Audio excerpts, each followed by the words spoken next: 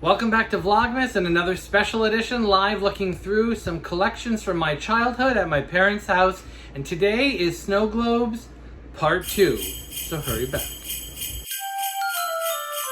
An 80s boy and a 90s teen, going on all things Disney, from house to parks and in between. Come share the magic with me. La la la la la la la la la la la la la la la la. Live your life to a Disney tune. Come and share Jake's Disney afternoon. Hey Disney Afternoon gang, welcome back to my channel. My name is Jake. If you're returning here, thanks for coming back. And if you're new and you like all kinds of Disney content, including subscription boxes, hauls, vintage trivia, trips, and roaming through some old collections, then you're going to want to hit that subscribe button so you don't miss out on the next Disney adventure. Alright, so if you didn't see part 1, I'm going to link it up above, but I'm going through some of my old vintage snow globes from when I was a teen and young adult at my parents' house. And I haven't been through this collection in a long time. I've forgotten how beautiful some of these pieces were. So definitely make sure to check out that first video after you watch this one, because I've got some really good ones in here too. So I'm going to actually start with the only non-snow globe thing, and it always has fit in with my collection, and it's this Genie Statue. I forget the series, but this is like a piece of marble. I think it's marble. This was not cheap. Let's see, what is it? $115 in the day, and I'll tell you a quick story. When I was, 16 or so, no, I had to be younger than that, maybe 14. I got a chunk of money for, babysitting, some job I did. And my dad took me shopping, and we bought a few things, and I had about $150 left. And what I really wanted to buy was the Brave Star Fort Carrium playset. And my father talked me out of it and made me buy this thing instead. That Fort Carrium playset is worth like $500 today. This is worth undervalue. So thanks, Dad. But I do love this piece. I've always loved this piece. It's sort of a fancy, gold-plated. It's all, I have the papers on it somewhere. But this must have been 93, I'm gonna guess actually, because the movie had just come out. So Genie was a very popular character. The Disney store in my mall had, they had all of these collectibles on display at the time. Not anymore. Actually, I just went to the mall the other day and the Disney store is closed. So there's that bit of information. Okay, so let's start with the ones on the top shelf that you can see over here. These are two of my very favorites. Look how epic this design is. This is Finding Nemo. And we've got the big coral base. We've got Mr. Ray. We've got these side characters here. We've got Dory, all on springs, Marlin down below, and then on top of Mr. Ray, we've got all of the school kids, Nemo, of course, and Squirt, and Inky. What was Inky's name? Vlad? What was his name? Anyway, Sheldon, I think, is the seahorse. So there it is. This one plays Over the Waves by Rosas Ruventino. What that has to do with Finding Nemo, one never knows. But this one's still in pretty good condition. The water has not evaporated and the water is not discolored. So I'm really happy to see that this one is surviving. I'm going to save this other one for last. You can kind of see it, but it's my favorite one, I think. So I'm going to save it for last. Here's another of the super early vintage ones. You can tell the design's a little bit more rudimentary. This is, of course, The Lion King. We've got Pride Rock. We've got Timon and Pumbaa.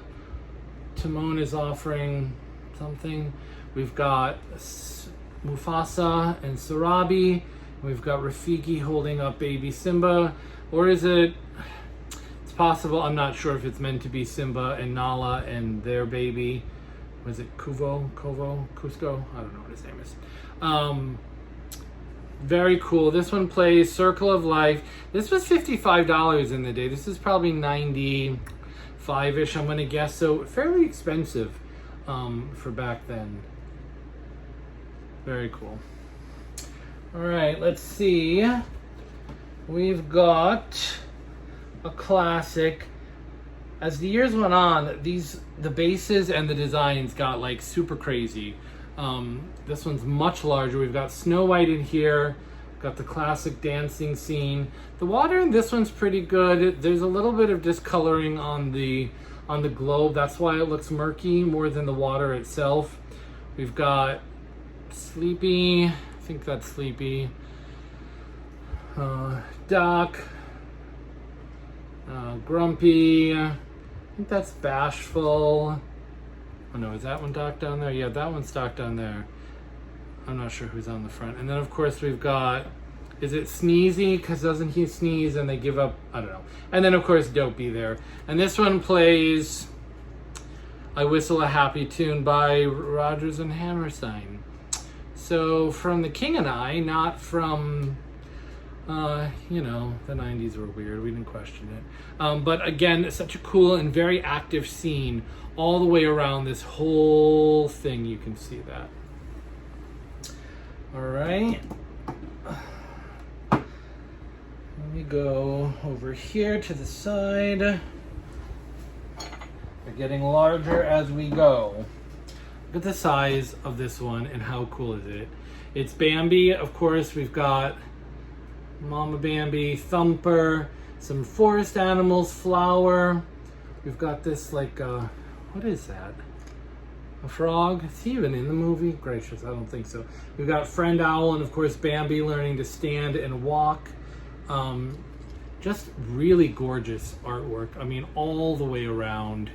We've got the big forest base and the tree kind of framing it. Here's the tag. There's the original tag. See if it says anything. Nope. This plays Little April Shower, Waltz of the Flowers by Tchaikovsky, unrelated again to the Disney film. The glitter in there is still pretty good. It's getting a little thick, but again, just look how beautiful that is. Just gorgeous. Okay, this next one has seen better days, I'm gonna tell you. The base is still cool, except there's this fish, you know, it's a little breaking. So it looks like Ariel and Eric fell in the lagoon. They are drowning in a murky sea of water. But look at how cool the framing. We've got the palm trees, we've got Scuttle and the birds up in the trees. We've got the fish. Shana lana lana, don't be scared. I know the words, I swear. We've got Sebastian on the rock singing, and we've got the base with all of the undersea creatures. So it's very, very well designed. So cool. 3D again. Just a little unfortunate that, and then you can see the boat is on a spring and it rocks back and forth a little bit, but the water is super, super murky. I don't know why. This one plays, oh, okay, this one finally. This one plays Kiss the Girl. So an appropriate song for the appropriate scene from the film. But despite the fact that the water's a little bit murky, I still love it. Really, really cool. All right, we've got two more, and they are getting epically larger as we go along.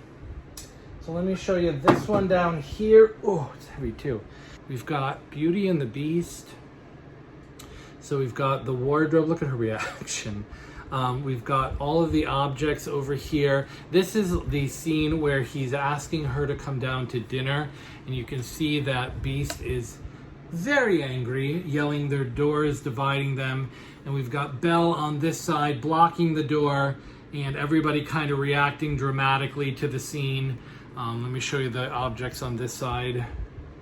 See that you've got their big expressions. And this one, the batteries are dead, but what's supposed to happen is the door and the Beast and Belle spin around, so you get kind of all angles from that. Just again, a really cool active scene, sitting on top of, I guess I thought it was a book maybe, but it's just a pedestal base, and it plays, oh, Something There. So kind of foreshadowing what this scene would be in terms of their relationship. Yeah. So let's do the last one. This one I think is my favorite. This one's epic in size. It's just a monstrous piece. Let me get it. 2 hands, Jake. 2 hands. Oh. Of course, it's Alice in Wonderland. We all know that's one of my favorite films. But look at how massive this thing is. We've got the tea party scene, of course. We've got Alice and the Mad Hatter. We've got the March Hare. Of course, they included Cheshire up there. I love the Dormouse swinging right there in the middle of the teapots from his little, see his umbrella up there? And then look at, we've got like this second snow globe, which is a little bit dirty. The water has gotten a little bit rustic in that one, but we've got the White Rabbit in that one. And then this whole thing is encapsulated by this like hedge maze. So cool. Just, again, a really active and well-designed scene. I'm assuming something must have lit up in here because there's a second button from the winding one. Oh wait, let me see something. Hold please. Oh, if you push the button, there's a little motor that's still apparently working that's blowing. You see that the glitter is blowing in there? Very cool. Let's see if this plays a very merry, the Unbirthday song. So, yay, they matched up the appropriate song with the appropriate scene. Yeah, I just love this one. It's so cool. Okay, so that is my vintage childhood snow globe collection. Which of these that I just showed in this video was your favorite? I, of course, love the Alice, but I want to know which ones you loved. And then if you watched the other video, tell me of all of those, everything that you've seen. Do you have a favorite there? I'm going to say that mine is still probably the Alice one. Yeah, I'm going to say it's still probably the Alice one. Don't forget to like this video. Please comment down below. And if you are new to the Disney Afternoon Gang, hit that subscribe button. We would love to have you join us on a regular basis. And until the next Disney Afternoon.